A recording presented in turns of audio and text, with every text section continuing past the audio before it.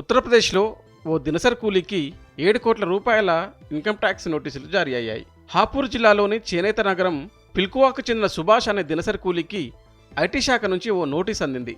7 కోట్ల రూపాయల లావాదేవీలో తన ప్రమేయం ఉందంటూ ఐటీ శాఖ తనకు నోటీస్ పంపిందని సుభాష్ పోలీసులను ఆశ్రయించాడు.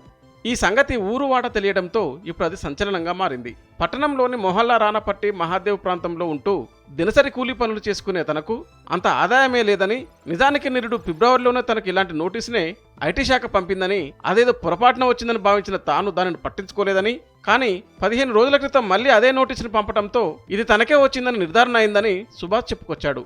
ఈ నోటీసు వచ్చాక తనకు నిద్ర పట్టడం లేదని, ఎన్నో ఏళ్లుగా కూలీనాలు చేసుకుని బతుకుతున్న తనకు అంత ఆదాయం ఎలా వస్తుందని వాపోతున్నాడు. అదే సమయంలో సుభాష్ దీనిపై పోలీసులను ఆశ్రయించాడు. దీంతో రంగంలోకి దిగిన పోలీసులు విచారణ చేపట్టారు.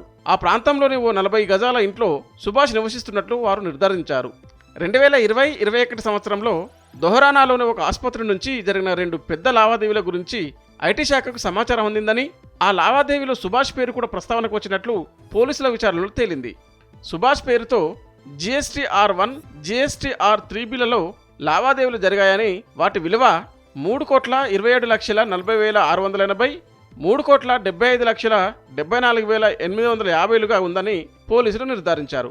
వాటికి సంబంధించిన వివరాలు ఇవ్వాలని ప్రస్తావిస్తూ ప్రస్తుతం ఐటీ శాఖ సుభాష్కు నోటీసులు పంపిందని వారు నిగ్గు తేల్చారు. కానీ సుభాష్కు ఇవేవీ తెలియకపోవడంతో ఆ నోటీసును పట్టించుకోలేదని పోలీసులు తెలిపారు. కాగా ఎవరో తన పేరు వాడుకొని తమ పని చక్కబెట్టుకుంటే తనకు నోటీసులు పంపడం ఏం న్యాయమని సుభాష్ వాపోయాడు. ఇకనైనా పోలీసులు విచారణ జరిపి అసలు మోసగాళ్లను చట్టానికి అప్పగించాలని పోలీసులకు విజ్ఞప్తి చేశాడు.